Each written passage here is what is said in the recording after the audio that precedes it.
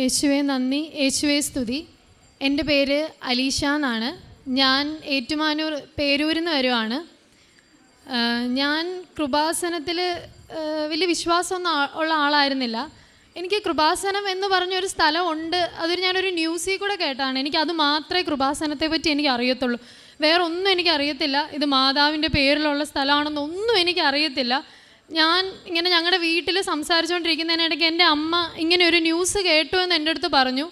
എനിക്ക് സത്യമായിട്ടും അത് മാത്രമേ കൃപാസനത്തെ പറ്റി അറിയത്തുള്ളൂ. വേറെ ഒന്നും എനിക്കറിയത്തില്ല. ഞാൻ അറിയാൻ ശ്രമിച്ചിട്ടുമില്ല. ആ ന്യൂസിനെ പറ്റി ആണെങ്കിലും ഞാൻ കൂടുതൽ അറിയാൻ ശ്രമിച്ചു. എനിക്ക് താല്പര്യമില്ല, എനിക്കറിയണ്ട, അങ്ങനെ ഒരു ആറ്റിറ്റ്യൂഡായിരുന്നു എനിക്ക്. അപ്പോൾ എന്നോട് ഇപ്പോൾ ആരെങ്കിലും വന്നിട്ട് ഞങ്ങൾ കൃപാസനത്തിൽ പോയി അങ്ങനെയൊക്കെ പറയുവാണെങ്കിൽ ഞാൻ ശരി, അങ്ങനെ ഒരു അഭിപ്രായമായിരുന്നു എനിക്ക്. ഞാൻ പ്രത്യേകിച്ച് ഒന്നും പറയില്ല. അപ്പോൾ പക്ഷെ ഞാൻ ഇത് പരിശുദ്ധ അമ്മയുടെ നാമത്തിലുള്ളതാണെന്ന് പോലും എനിക്കറിയത്തില്ല. ഞാൻ പക്ഷേ ഭയങ്കരമായിട്ട് പ്രാർത്ഥിക്കും. ഈശോയോടും മാതാവിനോടും ഞാൻ ഭയങ്കര മുട്ടിപ്പായിട്ട് പ്രാർത്ഥിക്കുന്ന ഒരാളാണ്. അപ്പം ഞാൻ പഠിച്ച് കഴിഞ്ഞ് എൻ്റെ ഇൻറ്റേൺഷിപ്പ് തീരുന്നതിനൊരു ഒരു മാസം മുമ്പ് തന്നെ എനിക്ക് ജോലിയൊക്കെ കിട്ടി. അങ്ങനെ ഞാൻ ജോലിയിൽ പ്രവേശിച്ച് കുറച്ച് കഴിഞ്ഞപ്പോൾ എനിക്കൊരു ഐഡിയ വന്നു. നാട്ടിൽ നിന്ന് ജോലി ചെയ്യണ്ട, പുറത്തോട്ട് പോയേക്കാം എന്നൊക്കെ എനിക്കൊരു ആഗ്രഹം വന്നു. ഞാൻ ഭയങ്കര കാര്യമായിട്ട് മുട്ടിപ്പായിട്ട് പ്രാർത്ഥിച്ചു. ഞാൻ ജോലിക്കിടയ്ക്ക് പോയി IELTS അറ്റൻഡ് ചെയ്തു. IELTS എനിക്ക് ഒറ്റ എഴുത്തിൽ തന്നെ കിട്ടി. എല്ലാം ഭയങ്കര സ്മൂത്തായിട്ട് പോവുക. ഞാൻ ഭയങ്കര ഹാപ്പി ആയിരുന്നു. പക്ഷേ ഞങ്ങൾ ലോൺ എടുത്തിട്ടായിരുന്നു ഫീസൊക്കെ അടച്ചിരുന്നത്. ഞങ്ങളുടെ അത്രയും പൈസയൊന്നും ഉണ്ടായിരുന്നില്ല. അപ്പം ലോൺ എടുത്ത് ഞാൻ ഫീസൊക്കെ അടച്ചു. അങ്ങനെ സെപ്റ്റംബർ 16 ആയപ്പം ഞാൻ വർക്ക് ചെയ്യുന്ന സ്ഥലത്ത് ഒരു വർഷമായി. അപ്പം ഞാൻ എല്ലാം കൊണ്ടും എനിക്ക് നല്ലൊരു സമയമായിരുന്നു. കാരണം ഞാൻ ആ സമയത്ത് ഒരു 2 മാസം മുമ്പ് ഇത് തീരുമാനിച്ച് ഈശോയോട് പ്രാർത്ഥിച്ച് ഞാൻ റിസൈൻ വെക്കുന്നത്. അങ്ങനെ ഞാൻ റിസൈൻ വെച്ചു. അതിനു മുമ്പ് സെപ്റ്റംബർ 5 ഞാൻ വിസയ്ക്കും അപ്ലൈ ചെയ്തായിരുന്നു. സ്റ്റുഡൻറ്റ് പെർമിറ്റിന് വേണ്ടിയിട്ട് ഞാൻ അപ്ലൈ ചെയ്തു. അതുപോലെ ഞാൻ പ്രാർത്ഥിച്ചു. കാരണം ആ സമയത്ത് അത്രയും നാളും 1 ഇയർ ഞാൻ ട്രെയിനി പൊസിഷനിലായിരുന്നു. അത് കഴിഞ്ഞിട്ട് ഞാൻ സ്റ്റാഫായി വിത്ത് സാലറി ഇൻക്രിമെൻ്റ് ഉള്ളൊരു സമയത്താണ് ഞാൻ റിസൈൻ ചെയ്യുന്നത്. അപ്പോൾ ഞാൻ അതുപോലെ പ്രാർത്ഥിച്ചിട്ടാണ് ഞാൻ റിസൈൻ ചെയ്യുന്നത്. എനിക്ക് ഭയങ്കര സങ്കടമായിരുന്നു. അങ്ങനെ ഞാൻ റിസൈൻ ചെയ്തു. സെപ്റ്റംബർ 5 വിസ വെച്ചു. ഞാൻ വീട്ടിൽ വന്നിട്ട് ഞാൻ എല്ലാ ദിവസവും പള്ളിയിൽ പോകുന്നുണ്ട്, പ്രാർത്ഥിക്കുന്നുണ്ട്. അപ്പം ഞാൻ റിസൈൻ വെച്ച് തിരിച്ച് ആലുവയിലാണ് ഞാൻ ജോലി ചെയ്തുകൊണ്ടിരുന്നത്. ആലുവയിൽ നിന്ന് ഞാൻ എൻ്റെ വീട്ടിൽ കോട്ടയത്തോട്ട് വരാൻ നേരത്തെ എൻ്റെ ഒരു ഫ്രണ്ട് ഉണ്ടായിരുന്നു ആലുവയിൽ. അപ്പോൾ അവൻ എന്നോട് പറഞ്ഞു, അലീഷ നീ കൃപാസനത്തിലൊന്ന് പോകണം, ജീവിതത്തിൽ ഒരു തവണ ചെല്ലേണ്ട സ്ഥലമാണെന്ന് പറഞ്ഞു. ഞാൻ കാര്യമാക്കിയില്ല. ഞാൻ എൻ്റെ ഞാൻ പോകുന്നില്ല, പിന്നെ ഞാൻ അറിയണ്ടല്ലോ എന്നൊരിതിൽ ഞാൻ അങ്ങ് വിട്ടു. ഞാൻ വീട്ടിൽ വന്നു. എല്ലാ ദിവസവും പ്രാർത്ഥിക്കും. വൈകുന്നേരം പ്രാർത്ഥന ചെല്ലുന്നു, എന്നെ കൊണ്ട് പറ്റുമ്പോഴൊക്കെ പ്രാർത്ഥന ചെല്ലുന്നു, പള്ളിയിൽ പോകുന്നു, ഭയങ്കര പ്രാർത്ഥന വിസ വരാൻ വേണ്ടിയിട്ട്. അങ്ങനെ ഒക്ടോബർ 26 എനിക്ക് ബയോമെട്രിക്സ് വാലിഡിറ്റി ലെറ്റർ വന്നു. സാധാരണ എനിക്ക് അന്ന് വരെ അറിയാവുന്ന എല്ലാ കുഞ്ഞുങ്ങൾക്കും ഇത് വിസയുടെ ഒറിജിനൽ പാസ്പോർട്ട് റിക്വസ്റ്റും കറസ്പോണ്ടൻസ് ലെറ്ററും ഒരുമിച്ചാണ് വരുന്നത്. അതായത് ബയോമെട്രിക്സ് വാലിഡിറ്റി ലെറ്റർ. ഞാൻ ആദ്യമായിട്ട് അന്ന് കേൾക്കുന്നത്, എനിക്ക് മാത്രം വരുന്നത് ബയോമെട്രിക്സ് വാലിഡിറ്റി ലെറ്റർ. ഞാൻ പേടിച്ചപ്പോഴും ചോദിച്ചപ്പോഴും എന്നോട് എല്ലാവരും പറഞ്ഞു, നീ ഒരു 48 മണിക്കൂർ അല്ലെങ്കിൽ 24 മണിക്കൂർ വെയിറ്റ് ചെയ്യ്. എൻ്റെ ഏജൻസിയും പറഞ്ഞു, ഞാൻ ചോദിച്ച കൂട്ടുകാരെല്ലാം എൻ്റെ അടുത്ത് പറഞ്ഞു, നീ അത്രയും വെയിറ്റ് ചെയ്യ്, നിനക്ക് എന്നായാലും വരുമെന്ന് പറഞ്ഞു. ഞാനും എൻ്റെ വീട്ടുകാരും ആ 2 ദിവസം പ്രാർത്ഥിച്ചത് എനിക്ക് പറയാൻ പറ്റത്തില്ല. ഞങ്ങൾ കരഞ്ഞും മുട്ടയെ കുത്തിയെന്ന് ഞങ്ങൾ അതുപോലെ പ്രാർത്ഥിച്ചു. പക്ഷെ എനിക്ക് 24 മണിക്കൂറിനുള്ളിലോ 48 മണിക്കൂറിനുള്ളിലോ എനിക്ക് വിസ വന്നില്ല. അപ്പം കുറേ പേര് എന്നോട് പറഞ്ഞു, ഇത് അപ്രൂവൽ ആയിരിക്കും ഇടയെന്ന് പറഞ്ഞു. കുറേ പേര് എന്നോട് പറഞ്ഞു, ചിലപ്പോൾ ഇത് റെഫ്യൂസൽ ആയിരിക്കുമെന്ന് പറഞ്ഞു. അപ്പോൾ എനിക്ക് അപ്പടി സങ്കടമായി. കാരണം ഞാൻ എൻ്റെ ഉള്ളൊരു ജോലി കളയുകയും ചെയ്തു. അതുപോലെ തന്നെ ഞാൻ ലോണും എടുത്തു. എങ്ങനെ അടയ്ക്കുമെന്ന് എനിക്ക് അറിയത്തുമില്ല. എനിക്ക് ഭയങ്കര വിഷമമായി. അപ്പോൾ ഒരു തീരുമാനവും വരാതിരിക്കുവാണ്. അക്സെപ്റ്റും ചെയ്യുന്നില്ല, റെഫ്യൂസും ചെയ്യുന്നില്ല. പക്ഷേങ്കിൽ അപ്പം എനിക്ക് ഭയങ്കര പേടിയായി. ഇത്രയും പൈസയൊക്കെ അടച്ചിരിക്കുന്ന എനിക്ക് ഇതിനെപ്പറ്റി ഒരു അറിവുമില്ല. അപ്പം എനിക്ക് വേറൊരു കൂട്ടുകാരുണ്ട്, ബിൻസ. അപ്പോൾ അവൾ എനിക്ക് ഒരു ദിവസം രാവിലെ എഴുന്നേറ്റപ്പം അവൾ എനിക്ക് കൃപാസനത്തിൽ രമ്യ എന്ന് പറഞ്ഞൊരു ചേച്ചിയുടെ സാക്ഷി എനിക്ക് യൂട്യൂബിൽ അയക്കുക. ഞാൻ പള്ളിയിൽ കുർബാന കൂടിയിട്ട് വന്ന് ഞാനതെൻ്റെ വീട്ടിൽ ഉറക്കെ പ്ലേ ചെയ്തു. വേറെ ആരും ശ്രദ്ധിച്ചെന്ന് എനിക്കറിയത്തില്ല, ഞാനത് കേട്ടു. പിന്നെ ഞാൻ യൂട്യൂബ് തുറന്ന് എനിക്ക് കൃപാസനത്തിൻ്റെ സാക്ഷ്യം മാത്രമേ വരുന്നുള്ളൂ. അന്നാണ് ഞാൻ അറിയുന്നത് പരിശുദ്ധ അമ്മയുടെയാണ്. അപ്പോൾ എൻ്റെ പണ്ടത്തെ ആ ഒരു ഇതൊക്കെ അങ്ങ് പോയി. ഞാൻ പ്രാർത്ഥിക്കാൻ തുടങ്ങി, കൃപാസന മാതാവിനോടൊന്നല്ല. എന്നിട്ട് ഞാൻ ഓൺലൈനിൽ കയറി എന്താ ഉടമ്പടി എന്നൊക്കെ ഞാൻ വായിച്ച് നോക്കിയപ്പോൾ ഞാൻ തീരുമാനിച്ചു, അയ്യോ ഉടമ്പടിയൊന്നും എടുക്കാൻ എന്നെ കൊണ്ട് പറ്റത്തില്ലായിരിക്കും എന്ന് വിചാരിച്ചിട്ട് ഞാൻ വിട്ടു. പിറ്റേ ദിവസം രാവിലെ എൻ്റെ പപ്പായും എൻ്റെ അമ്മയും എൻ്റെ ചേച്ചിയും എല്ലാവരും എന്നോട് കൃപാസനത്തിൽ പോകാമെന്ന് പറയുന്നു.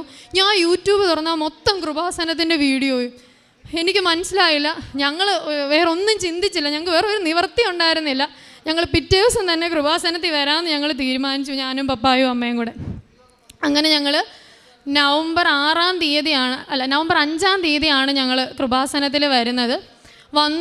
ഇവിടെ വന്നു കഴിഞ്ഞപ്പോഴാണ് ഞങ്ങൾ ഇതിനെപ്പറ്റി കൂടുതൽ അറിയുന്നതും. അങ്ങനെ എനിക്ക് വേണ്ടി എൻ്റെ അമ്മയാണ് ഉടമ്പടി എടുത്തത്. ഉടമ്പടിയുടെ 1ാമത്തെ നിയോഗം തന്നെ എൻ്റെ വിസ വരണം എന്നായിരുന്നു. ഇവിടെ വന്നു ഞങ്ങൾ 3 കെട്ട് പത്രം ഞങ്ങൾ കൊണ്ടുപോയേ. എന്നിട്ട് ഞങ്ങൾ നല്ലോണം പ്രാർത്ഥിക്കുന്ന, രാവിലെ 5:30 എഴുന്നേറ്റ്. എൻ്റെ പപ്പായൊക്കെ 5:30 കണ്ടിട്ടേ ഇല്ലാത്ത ഒരാളാണ്. എൻ്റെ പപ്പായൊക്കെ 5:30 എഴുന്നേറ്റ് പ്രാർത്ഥിക്കുന്നു, പള്ളിയിൽ പോകുന്നു. എനിക്കറിയത്തില്ല, ഞങ്ങളുടെ വീടേ കംപ്ലീറ്റ് മാറി. എല്ലാവരും പ്രാർത്ഥിക്കുന്നു, വൈകിട്ട് പ്രാർത്ഥിക്കുന്നു, ഭയങ്കര പ്രാർത്ഥന. മാതാവിനെ താഴെ ഇറക്കുന്ന പോലെ ഞങ്ങൾ എല്ലാവരും പ്രാർത്ഥിച്ചു. അത് ഞാൻ ഒറ്റ ദിവസം ഉറങ്ങിയിട്ടില്ല.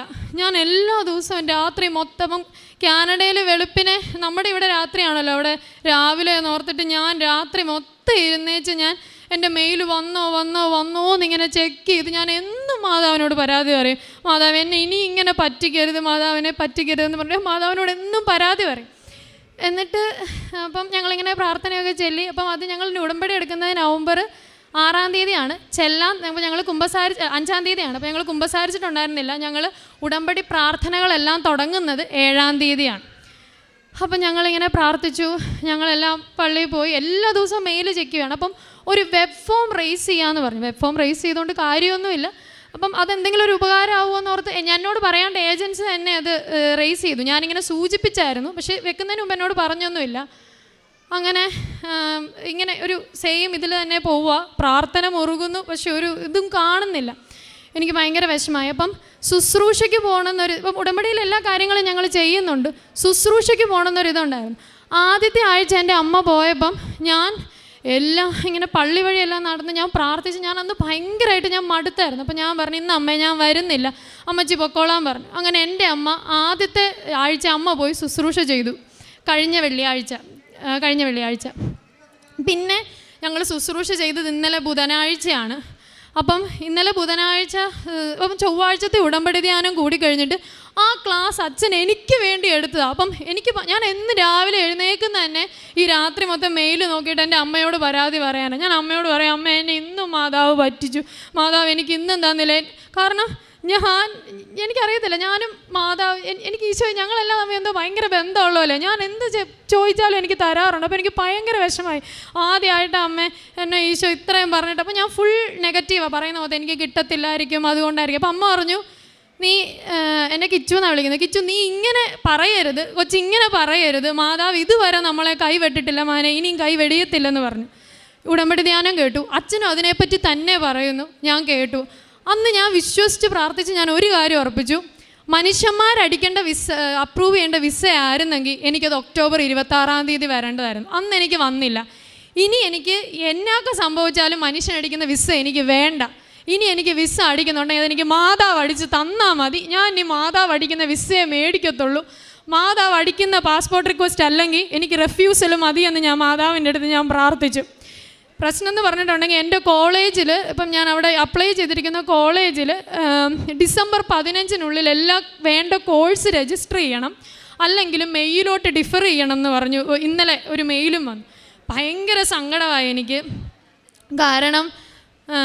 കാരണം എനിക്ക് ഒന്നാമത്തെ കാര്യം, മെയ് എന്ന് പറയുമ്പോൾ വീണ്ടും ബാങ്കിൽ ഇൻട്രസ്റ്റ് റേറ്റ് കൂടിക്കൊണ്ടിരിക്കുക. ചെല്ലുമ്പോഴേ അടച്ചു തീർക്കാൻ പറ്റുമെന്നൊന്നും അല്ല. ഇവിടെ നിൽക്കുമ്പോൾ എനിക്ക് അത്രയ്ക്കും പേടിയാണ്. ഞാൻ ആ ജോലിയും കളഞ്ഞു. അപ്പോൾ എനിക്ക് ഭയങ്കര പേടിയാണ്. അപ്പം ഞാൻ ഇത് ഉറപ്പിച്ചു, എനിക്കിനി പാസ്പോർട്ട് റിക്വസ്റ്റ് അടിച്ച് തരുവാണെങ്കിൽ എനിക്കത് മാതാവ് അടിച്ച് തന്നാൽ മതി, ഇല്ലെങ്കിൽ എനിക്ക് വേണ്ടെന്ന് തന്നെ ഞാൻ പറഞ്ഞു. ഇനി മെയിലോട്ട് ഡിഫർ ചെയ്യാമെന്നൊക്കെ ഓർത്ത് ഞാൻ ഭയങ്കര വിഷമിച്ചിരിക്കുമായിരുന്നു. അപ്പം ഞങ്ങൾ ബുധനാഴ്ച ഇന്നലെ രാവിലെ ഞാനും അമ്മയും കൂടെ ശുശ്രൂഷയ്ക്ക് പോയിട്ട് വന്നു കഴിഞ്ഞപ്പം ഞങ്ങളുടെ കയ്യിൽ അപ്പം 3 കെട്ട് പത്രം ഞങ്ങൾ മേടിച്ചായിരുന്നു. 2 കെട്ട് പപ്പായും അമ്മയും കൊടുത്തു. 1 കെട്ട് ഞാൻ വന്നപ്പോഴേ എടുത്ത് എൻ്റെ അലമാരിക്കകത്ത് വെച്ചു. അപ്പം അത്ര ഉണ്ടല്ലോ, എന്ന് വിചാരിച്ചിട്ട് ഇത് തീരുമ്പം കൊടുക്കാമെന്ന് വിചാരിച്ചിട്ട് ഞാൻ എടുത്ത് എൻ്റെ അലമാരിക്കകത്ത് അപ്പം തന്നെ ഒരു കെട്ട് വെച്ചു. അപ്പോൾ അമ്മ പറഞ്ഞു, ഇനി നീ എന്നാ കെട്ട് വെച്ചുകൊണ്ടിരിക്കുന്നത്, അത് രണ്ടും തീർന്നില്ല, കെട്ടെടുക്കാൻ പറഞ്ഞു. അപ്പം ഞങ്ങൾ ആ കെട്ടും എടുത്തുകൊണ്ടാണ് ശുശ്രൂഷയ്ക്ക് ഇറങ്ങിയത്. ശുശ്രൂഷ കഴിഞ്ഞ് തിരിച്ചു വരുമ്പോൾ ഞാനും അമ്മയും മൊത്തം ആ കെട്ട് മൊത്തം ഞങ്ങൾ വിതരണം ചെയ്തു. അത് കഴിഞ്ഞ് ഞങ്ങൾ വീട്ടിൽ വന്നു.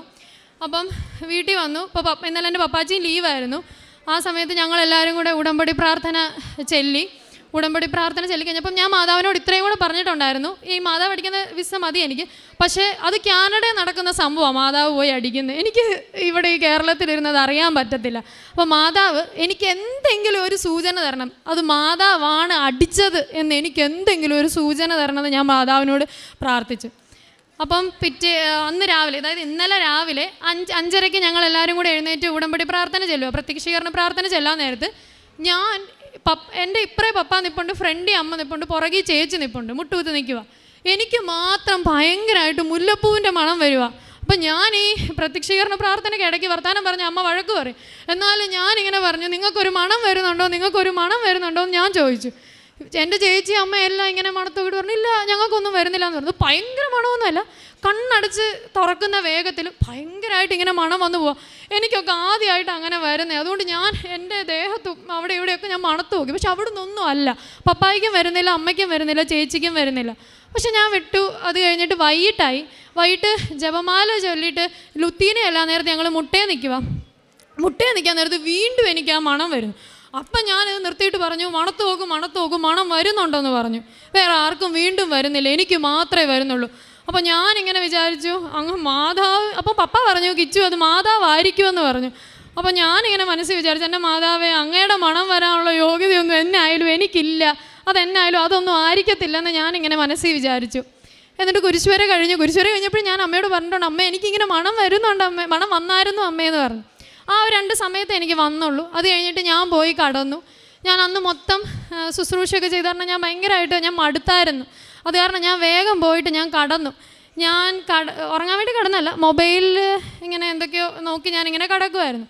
ആ സമയത്ത് 2 മെയിൽ ഒരുമിച്ച് വന്നു. അപ്പോൾ ഞാൻ ഭയങ്കര കാര്യത്തിൽ ഇത് IRCC കാനഡ എന്നുള്ള മെയിലാണെന്നും പറഞ്ഞിട്ട് ഞാൻ പെട്ടെന്ന് ചാടി എടുത്തു കഴിഞ്ഞപ്പോഴത്തേനും അതല്ലായിരുന്നു. അത് കഴിഞ്ഞിട്ട് എനിക്ക് ലാസ്റ്റ് ഒരു കുറച്ച് നേരം കൂടെ കഴിഞ്ഞപ്പോൾ എനിക്കൊരു മെയിൽ വന്നു.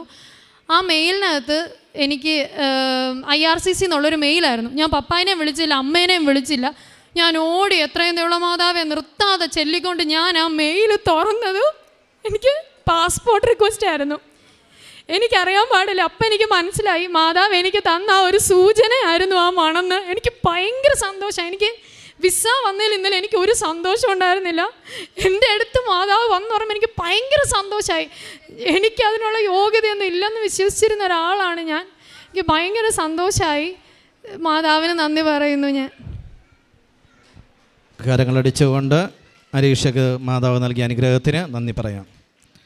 പ്രിയമുള്ള സഹോദരങ്ങളെ, അലീഷയുടെ സാക്ഷ്യത്തിൻ്റെ ആരംഭം തന്നെ കൃപാസനം എന്താണെന്നോ കൃപാസനം അമ്മയുടെ ശക്തി എന്താണെന്നോ അറിയാതെ മാതാവിനോട് പ്രാർത്ഥിക്കുന്ന ഒരു വ്യക്തിയാണ്. പ്രാർത്ഥനയുണ്ടായിരുന്നു, എന്നാൽ ആ പ്രാർത്ഥനയ്ക്കനുസരിച്ചുള്ള പ്രവർത്തികൾ പലപ്പോഴും അലീഷയുടെ ജീവിതത്തിൽ ഇല്ലായിരുന്നു. അലീഷ തന്നെ പറയുന്നു, ഞാൻ മാതാവിനോട് പ്രാർത്ഥിക്കുമായിരുന്നു, എല്ലാ തരത്തിലും പ്രാർത്ഥിക്കുമായിരുന്നു, സ്ഥിരമായിട്ട് പ്രാർത്ഥിക്കുന്ന ആളാണ്. കൃപാസന മാതാവിൻ്റെ കൃപ എന്ന് പറയുന്നത് പ്രാർത്ഥനയിലൂടെ മാത്രമല്ല, പ്രവൃത്തിയിലൂടെയാണ്. നമ്മൾ യാക്കോബ് ശ്ലീഹയുടെ ലേഖനത്തിൽ പറയുന്നുണ്ട്, പ്രവൃത്തി കൂടാതെയുള്ള വിശ്വാസം അതിൽ തന്നെ നിർജ്ജീവമാണ്. അപ്പോൾ പ്രവൃത്തിയിലേക്ക് എപ്പോൾ അലീഷ കടന്നു വന്നു? നമ്മൾ അമ്മയും അപ്പനുമാണ് കൂടുതലും അലീഷയ്ക്ക് വേണ്ടി പ്രയത്നിച്ചത്. ഈ ഉടമ്പടി പൂർത്തീകരിക്കുവാൻ കൂടുതലും അലീഷയെ സഹായിച്ച മാതാപിതാക്കളാണ്. അപ്പോഴൊന്നും അതിനൊരു റിസൾട്ട് ഉണ്ടായിരുന്നില്ല. എപ്പോൾ അലീഷ ഇതിനു വേണ്ടി പ്രാർത്ഥിക്കുവാനും അതോടൊപ്പം പ്രവർത്തിക്കുവാനും തുടങ്ങിയോ, ശുശ്രൂഷകൾ അതേപോലെ മറ്റ് സഹായങ്ങൾ എല്ലാം ചെയ്തു തുടങ്ങിയപ്പോഴാണ് അതിൽ മാറ്റങ്ങളുണ്ടായത്. അപ്പോൾ പരിശുദ്ധ അമ്മ നമ്മളിൽ നിന്നും ആവശ്യപ്പെടുന്നത് പ്രാർത്ഥന മാത്രമല്ല, പ്രാർത്ഥനയിലൂടെ നമ്മൾ പ്രവൃത്തിയിലേക്ക് വരിക, പ്രവൃത്തിയിൽ നമ്മൾ എത്തിച്ചേരുമ്പോൾ പരിശുദ്ധ അമ്മ ഇടപെടുകയും നമ്മുടെ ജീവിതാവശ്യങ്ങളിലേക്ക് അമ്മ കടന്നു വരികയും ചെയ്യുമെന്ന് അലീഷ അഗസ്റ്റിൻ്റെ സാക്ഷ്യത്തിലൂടെ അമ്മ നമുക്ക് വെളിപ്പെടുത്തി തന്നു. അലീഷയ്ക്ക് അമ്മ നൽകിയ എല്ലാ അനുഗ്രഹങ്ങൾക്കും നമുക്ക് കരങ്ങളെല്ലാം ഉയർത്തിക്കൊണ്ട് ദൈവത്തെ സ്തുതിക്കാം. യേശുവേ സ്തോത്രം, യേശുവേ നന്ദി. Hallelujah, hallelujah, hallelujah. അത്യപൂർവ ദൈവാനുഭവങ്ങൾ ഇനി നിങ്ങൾക്കും സ്വന്തം. ഈ യൂട്യൂബ് ചാനൽ ഇതുവരെ സബ്സ്ക്രൈബ് ചെയ്തിട്ടില്ലെങ്കിൽ ഇപ്പോൾ തന്നെ സബ്സ്ക്രൈബ് ചെയ്യുക. ഈ വീഡിയോ ഇപ്പോൾ തന്നെ നിങ്ങളുടെ സുഹൃത്തുക്കൾക്ക് ഷെയർ ചെയ്തുകൊണ്ട് കർത്താവിൻ്റെ പ്രേക്ഷിതരാകുക.